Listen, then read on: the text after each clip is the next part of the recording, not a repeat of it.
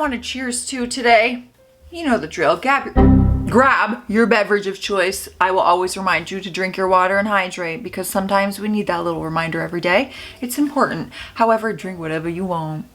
Nothing is off limits. We're cheersing to fall. It was a beautiful fall weekend over here in Toronto, and I sat on my balcony for 3.5 hours on Saturday night, and it was so peaceful and great and wonderful, and I'm like, I love fall. And I'm just feeling super grateful for fall. So we're cheersing to fall today. And some of you might be living in a place where you don't experience fall. So just be happy for me, okay? Selfishly, be happy for us who get fall. Cheers. I hope you have a great day, no matter what the weather is like though.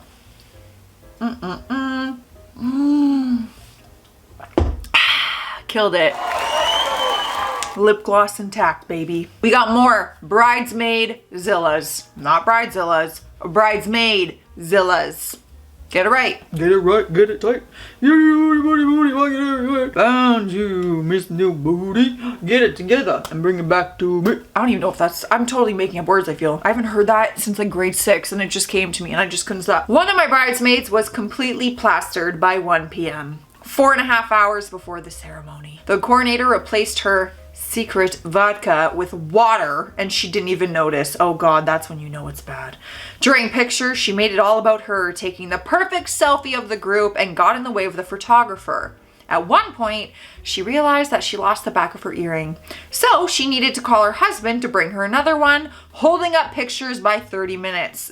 Just take your freaking pictures without the earring. I would Photoshop one in. Fast forward to the ceremony, she could hardly stand and had to hold onto the bridesmaid in front of her and lean on the one behind her to stay upright.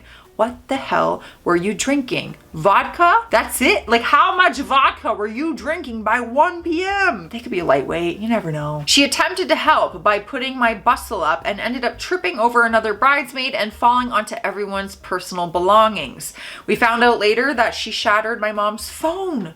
We instructed the bartenders not to serve her and she threw a fit. Well, girl, it needs to be done. You're cut off. If you cannot control your alcohol intake and your behavior on my wedding day, too friggin' bad. You're cut off. I got off work early the day before my wedding. I decided to head home to get some extra rest, knowing I would need all of my energy for my wedding day. When I unlocked my door and went inside, I heard some noise, so decided to check out what it was. When I opened my bedroom door, I got the shock of a lifetime. In my bed, my best friend and maid of honor was having sex with my fiance. You're lying. You're lying. Needless to say, there was no wedding and I no longer had a best friend or fiance. Oh my God. I'm so angry. I'm so angry. No. No. I could cry. I could literally cry for them. That breaks my heart as if that was me or my best friend. Like, I hate that so much. I don't know how I would recover from something like that. Clearly not well. My ex-bridesmaid was so excited to be in my wedding until I asked her to buy the dress. It was $80. Had she said something, I would have quietly covered the cost of the dress because I thought we were close friends. That's so nice. I also would have quietly just covered all of her expenses, travel, etc. because loyalty and friendship mean more to me than money. My heart. She let me know she valued my friendship and loyalty by ghosting me and then tweeting about me as her formal resignation from the bridal party. We still haven't talked since and I'm happily married. Over Twitter? Oh, that's just as bad as breaking up with someone through text. That's not a real friend anyway. Ugh. It was a blessing in disguise. You don't need that in your life. I was not the bride, but my now sister-in-law was. One of her good friends was a bridesmaid, but made the bride late to her own wedding because she hated how the hairstylist did her hair and insisted that the stylist redo it. Oh my God. Oh my God. The tension. I could just feel the tension between those two. Like you would probably just want to say to your friend, fix it yourself in the frickin' car. We gotta go. One of my bridesmaids got so high on edibles that she missed all the fun the night before and the day of my wedding. She was present for the ceremony and supper, but that's it. When you mean present, do you mean like she was physically present? Or like present up here as in the high hadn't kicked in yet? Like what kind of present do you mean? I was so mad because I flew to Mexico for her wedding and worked my butt off to make that day absolutely perfect for her. I'm still a bit sour about it. Yeah, I would be too. Like, it's one day. I don't feel like you have to be on edibles for my day. Like just, even if, you know, even if that's your daily regimen, listen, your business, none of mine. But on my wedding day, you can't just like pop that sucker in your mouth at the end of the night or something on your way home. My wedding day? At my wedding, my bridesmaids decided it would be funny to have a water balloon fight as soon as we started our first dance. As soon as we started dancing, they threw the balloons. Everyone got completely soaked and it definitely ruined our first dance. Why do you have water balloons at your wedding? Wait, what? Like, there were obviously water balloons accessible for these people. And it says, as soon as we started dancing, they threw the balloons. Where were the balloons? Why do you have water balloons at your wedding? Is this like a tradition? Because that sounds kind of fun at like the end of the night. Not first dance, ruin the moment type thing. But water balloon fight? Outdoor wedding? That kind of sounds like a lot of fun. One of my bridesmaids freaked out when she found out I tried on wedding dresses without her. We're talking full-on text assault followed by an in-person screaming session during which she told me I was a poopy, selfish friend for not including her. I went alone because I didn't want anyone else's opinion on my outfit. She doubled down with anger when she found out that my fiance and I had a tiny courthouse wedding without her. Only my brother and his wife were there. I wanted to save the special moments for the big ceremony and party. It was hilarious listening to her say, do whatever you want, it's your wedding, and then turning around and berating me for my choices. Literally, they can do whatever they want. Of course, as a best friend, you want to be there to witness those moments, and that's fair, but you don't get to like berate them and yell at them and call them names and stuff. Like, it's their wedding. I got married when New York City still had some very strict COVID guidelines. You couldn't go into any kind of catering hall unless you were vaccinated. One of my bridesmaids, who lives in Florida, knew all of this, but still agreed to be my bridesmaid anyway.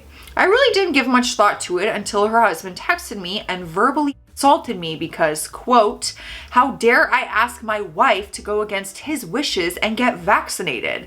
He said I was a terrible friend and cost them money for the dress, which was only $75, and the flight and hotel, which they got cheaply because she works for a hotel chain, which I should consider paying back. His wife, who was my former best friend, never bothered to get in contact with me to say she wasn't coming or that she wasn't going to be getting vaccinated.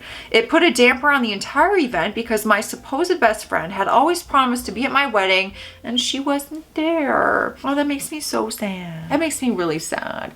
I hate hearing about like friends and like having breakups, like in the friendships. Losing friends is so hard. It's literally a breakup. I don't wish it upon anyone. It's not fun. It's very sad. You like mourn a person. Me, I'll be your friend. I'll go to your wedding. I had a bridesmaid who never bought her dress for my wedding. The dress I wanted her to buy was $99, knee length, and peach colored. That's pretty. She could pick whatever style top she wanted, so I wasn't being picky.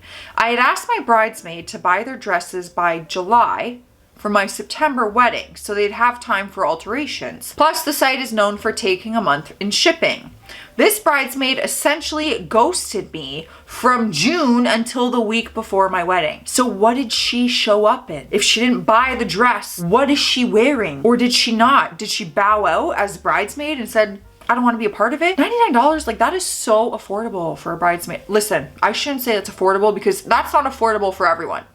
Everyone's finances are different. I should say, I meant to say the word, it's reasonable. I have seen weddings where they require or ask their wedding party to spend like $500+ on a bridesmaid dress. $99, like anything under $100, I'm like, reasonable. Oh my God, we have an update of the story. We have more details. Here we go. I had another bridesmaid call me and say, I don't think she bought her dress. She told people her dad's dog ate it, but her dad doesn't have a dog.